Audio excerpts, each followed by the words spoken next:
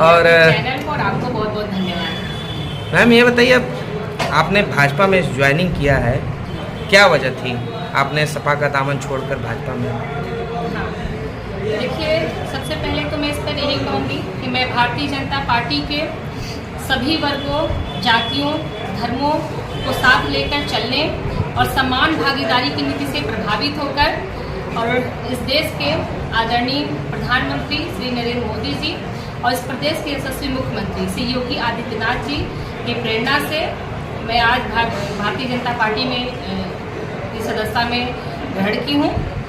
और रही बात समाजवादी पार्टी छोड़ने की, तो मैं आपको बता दूं कि समाजवादी पार्टी में कोई अनुशासन नहीं है। समाजवादी पार्टी अनुशासनहीन पार्टी हो गई है और समाजवादी पार्टी में इतना भयंकर गुटबाजी है कि वहाँ के नेता आपस में ही एक दूसरे से लड़ते रहते हैं। वो केवल अपना हित देखते हैं, पार्टी का हित नहीं देखते।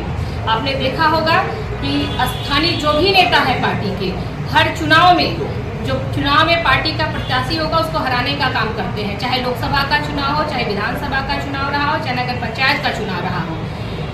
इस पार्टी में कोई अनुशासन नहीं है। और रही बात सम्मान की, तो उस पार्टी में न महिलाओं का सम्मान है, न ओबीसी का सम्मान है और न ही दलित समाज का सम्मान है। अगर महिलाओं का सम्मान नहीं तो आपको टिकट कैसे दिया गया? टिकट मुझे इसलिए दिया गया कि महिला के तौर पे नहीं दिया गया। 2020 के राज्यसभा के चुनाव में हम कई विधायक उस समय राज्यसभा के चुनाव में समाजवादी पार्टी के सपोर्ट में खड़े थे। जब उनके सम्मान की बात थी, उस समय हम 6 विधायक उनके साथ मजबूती के साथ खड़े थे और अपनी विधायकी दांव पे लगा के आए थे। चाहते तो हमारी विधायकी समाप्त हो सकती थी। और 2022 के विधानसभा के चुनाव में जब उन्होंने टिकट दिया तो आप लोगों ने देखा होगा, पूरे मड़ियाहों के जितने पार्टी के लोकल नेता थे एकजुट होकर मेरा विरोध किया। क्या क्या नहीं कहा उस समय लोगों ने, और वही कारण था कि मैं कुछ 100 वोटों से चुनाव हार गई। और इतना समय बीत जाने के बाद भी लगातार मैं पार्टी में गुहार लगाती रह गई, करती रह गई, लेकिन पार्टी ने एक सिंगल कार्रवाई तक नहीं की। क्या मुझे पीड़ा नहीं होगी?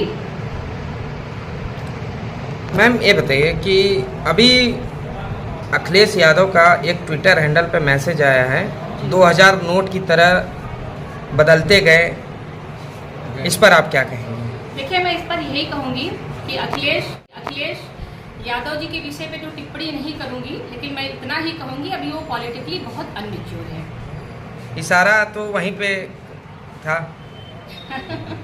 तो मैम आप भाजपा में ऐसी वक्तव्य देना एक बहुत ही अपरिपक्वता की तरफ ले जाता है। तो ऐसे वक्तव्य तो देना ही नहीं चाहिए, खासकर बड़े नेताओं को ऐसे भाषा बोलने से बचना चाहिए। मैम भाजपा में आपने ज्वाइनिंग किया है, कितना असर 2024 के लोकसभा चुनाव में होगा?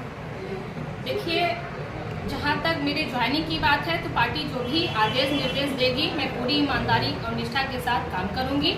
और रही बात 2024 के चुनाव की, तो लगातार जब से एनडीए की सरकार सत्ता में है, लगातार इस देश के विकास के लिए, इस देश के हित के लिए काम कर रही है। गरीब जन कल्याणकारी योजनाओं के माध्यम से आम जनता को लाभ मिल रहा है। कहीं न कहीं आम जनता अपने जीवन में एक सकारात्मक बदलाव को देख रही है। यही सब कारण